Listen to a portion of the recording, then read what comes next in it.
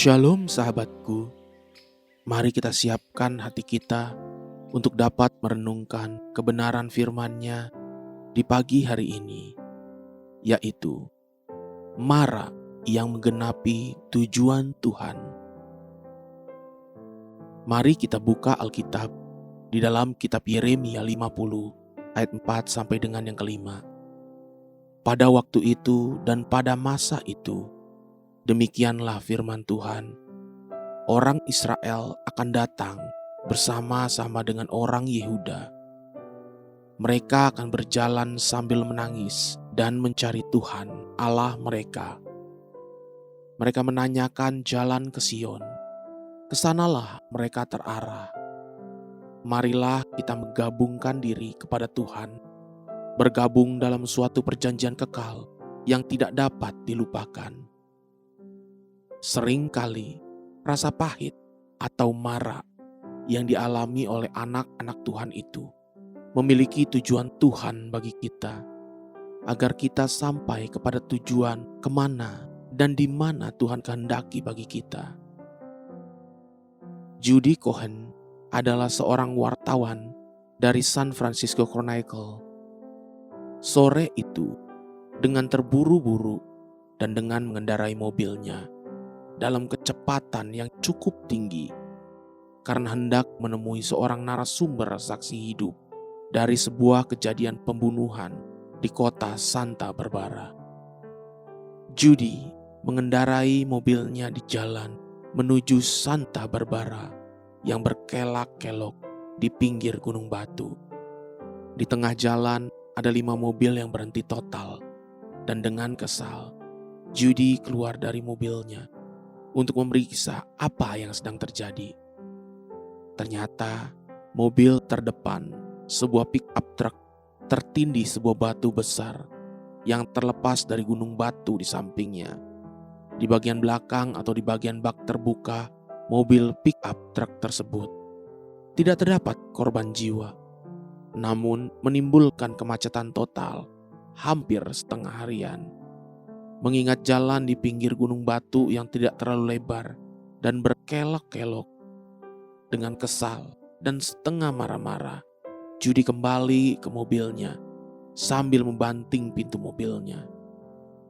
Tidak lama setelah itu, seorang polisi datang dan mengetuk kaca jendela mobil Judy Cohen, dan sang polisi meminta Judy untuk turun dan melihat di bagian belakang mobilnya.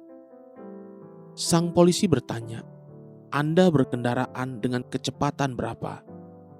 Judy mengakui memang dia sangat kencang berkendara karena sudah kehilangan waktu untuk menemui narasumber dari berita yang akan dia tayangkan.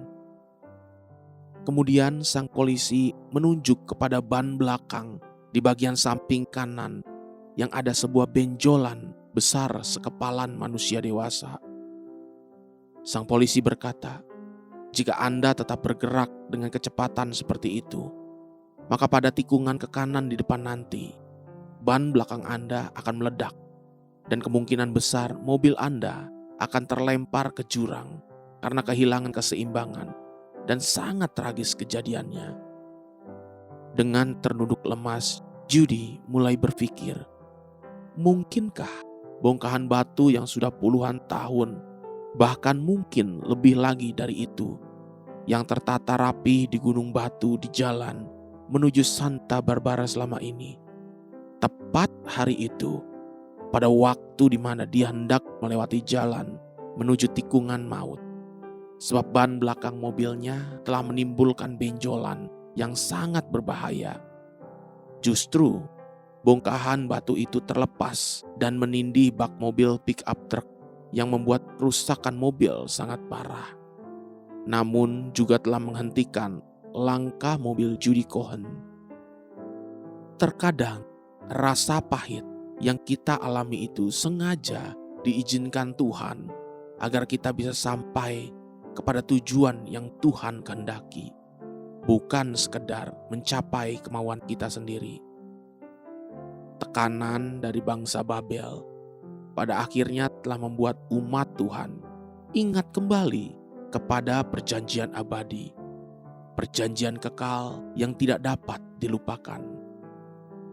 Sebab pada waktu itu dan pada masa itu, demikianlah firman Tuhan. Orang Israel akan datang bersama-sama dengan orang Yehuda. Mereka akan berjalan sambil menangis dan mencari Tuhan Allah mereka. Mereka menanyakan jalan ke Sion. Kesanalah mereka terarah. Marilah kita menggabungkan diri kepada Tuhan, bergabung dalam suatu perjanjian kekal yang tidak dapat dilupakan. Haleluya. Sahabatku, mari kita sama-sama berdoa. Terima kasih Bapa Surgawi. Tuntun aku terus sampai mencapai tujuanmu di dalam hidupku. Amin. Jesus loves you, and so do I.